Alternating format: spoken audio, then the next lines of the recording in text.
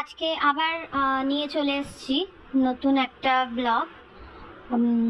আজকে আমরা বিভিন্ন নার্সিংয়ের সব সাবজেক্টগুলোই মোটামুটি কভার করব আমার এই ইউটিউব চ্যানেলে।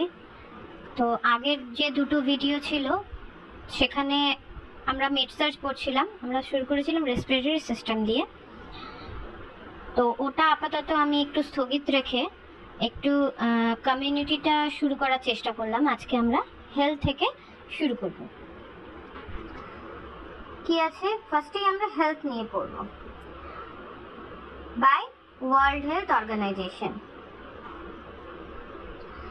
হেলথের ডেফিনেশন কি আছে, health is a state of complete physical, mental, social wellbeing and not merely an absence of disease or infirmity। এই ডেফিনেশনটা আমাদের সবার কাছে খুবই নোন, ঠিক আছে। তারপরে কি বলছে, but critics of this definition maintain that health cannot be condition or state।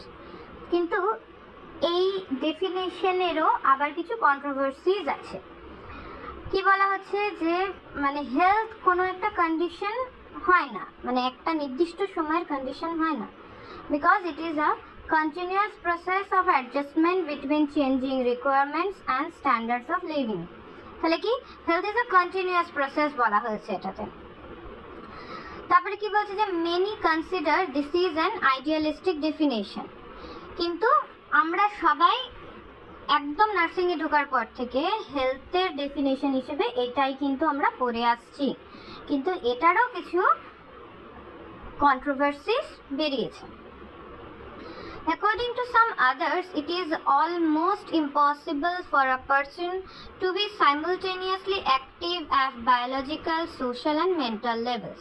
তাহলে কি বলা হচ্ছে যে according to that WHO given definition, মানে কোনো একটা পার্সনের ক্ষেত্রে সাইমultaneously biologically, socially and mentally same লেভেলে কাজ করাটা কিন্তু পসিবল না।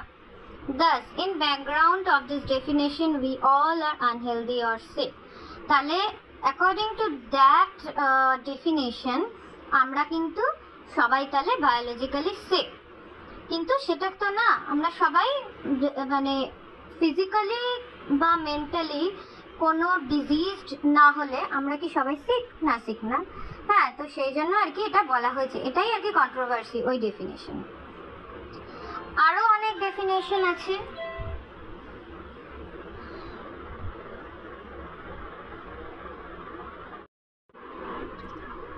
এবারে আমরা অন্য ডেফিনেশনগুলো পড়ব। তো প্রথমে কি আছে যে in ancient Hippocratic medicine, ঠিক আছে, কি বলা হয়েছে হেলথের definition, health is considered as a state of balance. ঠিক আছে, হেলথ তাহলে কি একটা condition of state of balance.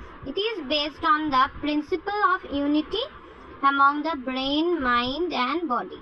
তাহলে কি এটাকে বলা হচ্ছে যে একটা ব্যালেন্স স্টেট, কিসের না, among brain, mind and body. Brain, mind আর বডির একটা ব্যালেন্সের স্টেট বলা হয়েছে অ্যাকর্ডিং টু কি কাদের না, ancient Hippocratic medicine of health.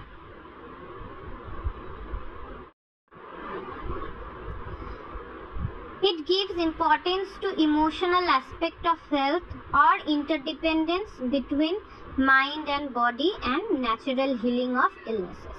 কি বলা হচ্ছে যে এটা কি ইমোশনাল অ্যাসপেক্টটাকে বেশি এই ডেফিনেশনে জায়গা দেওয়া হয়েছে। আর কি ইন্টারডিপেন্ডেন্স মানে আর কি যে বডি মাইন্ড, হ্যাঁ বডি মাইন্ড এই দুটো, বডি মাইন্ড বলতে কি, মাইন্ড বলতে ব্রেনটাকে বোঝানো হয়েছে। তো বডি আর মাইন্ডটাকে যে একে অপরের ওপর ইন্টারডিপেন্ডেন্ট, সেটা আর কি এখানে বোঝানো হয়েছে। এদের ডেফিনেশনে এটা বলা হয়েছে। তাহলে কি ন্যাচারাল হিলিং অফ ইলনেসেস। এবারে কি বডি আর মাইন্ড একে অপরের ওপর ডিপেন্ড করে হচ্ছে যে কোনো ইলনেসকে হচ্ছে যে হিলিংয়ে হেল্প করে।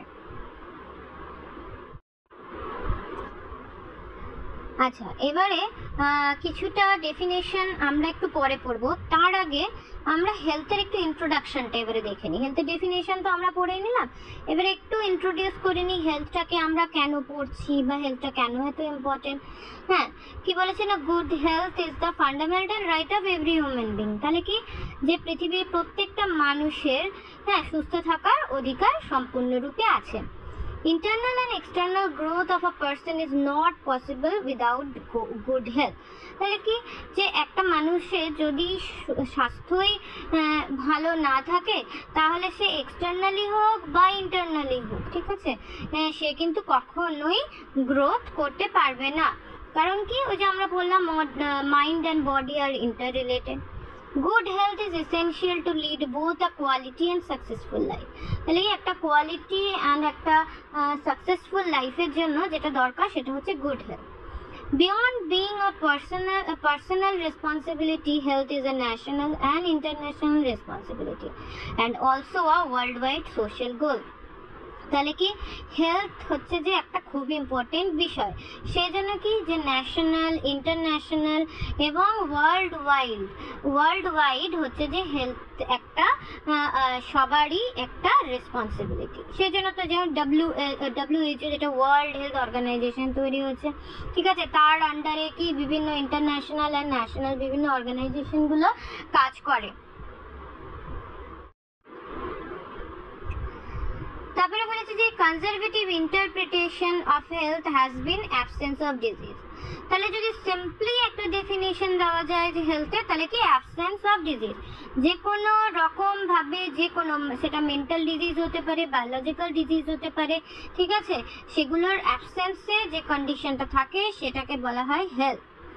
The word health comes from the old English word health. তাহলে কি, হেলথ শব্দটা কোথা থেকে এসছে, হেল ওয়ার্ড থেকে, যার মিনিং হচ্ছে wholeness, being whole, sound or well, ঠিক আছে। তাহলে কি, তাহলে হেলথ যে ওয়ার্ডটা, শব্দটা, সেটা এসছে কি হেল ওয়ার্ড থেকে, যার মিনিং হচ্ছে হোলনেস মানে complete, being whole, sound or well মানে ভালো আর কি। Here wholeness indicates that health consists the feelings of completeness, but it cannot be limited to only physical aspects. তাহলে কি বলেছে যে হোলনেস বলতে এখানে কি বুঝিয়েছে, ফিলিং অফ কমপ্লিটনেস মানে কি, একটা সম্পূর্ণ একটা জিনিস।